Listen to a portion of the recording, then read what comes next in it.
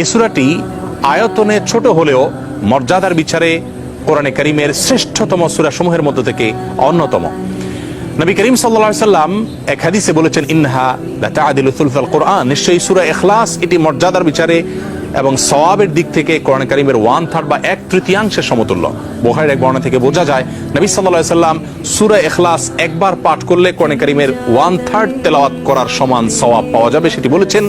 এর উপর ভিত্তি করে অনেক উলামা ইকরাম বলেছেন, 3 বার যদি কেউ কুল হুয়াল্লাহ সূরা বা সূরা ইখলাস পাঠ করে তাহলে আল্লাহ রাব্বুল আলামিন তাকে গোটা কোরআন একবার পড়ে শেষ করার সমান সওয়াব দান করবেন। অন্য আরেকটি হাদিসে বর্ণিত হয়েছে, এক ব্যক্তি সূরা ইখলাস পাঠ করেছেন, নবী সাল্লাল্লাহু আলাইহি ওয়াসাল্লাম সে শুনতে পেয়ে তিনি বলেছেন ওয়াজাবাত, অর্থাৎ তার জন্য ওয়াজিব হয়ে গেছে।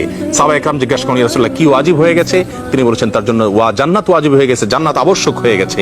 অন্য একটি বর্ণনায় তিনি বলেছেন, যদি কেউ 10 বার সূরা ইখলাস বা কুল হুয়াল্লাহ সূরা পাঠ করে আল্লাহ রাব্বুল আলামিন তার জন্য জান্নাতে একটি প্রাসাদ নির্মাণ করবেন।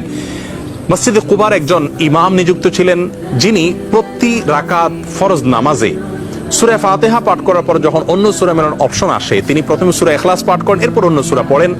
সাহাবা ইকরাম এবং সেই মসজিদের মুসল্লিরা নবী সাল্লাল্লাহু আলাইহি ওয়াসাল্লামের বিষয়টি উত্থাপন করলেন এবং তারা জানতে চাইলেন কেন তিনি এমনটি করেন।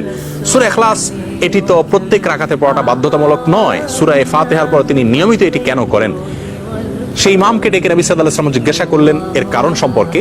তখন তিনি বলেন, ইয়া রাসূলুল্লাহ, আমি সূরাটাকে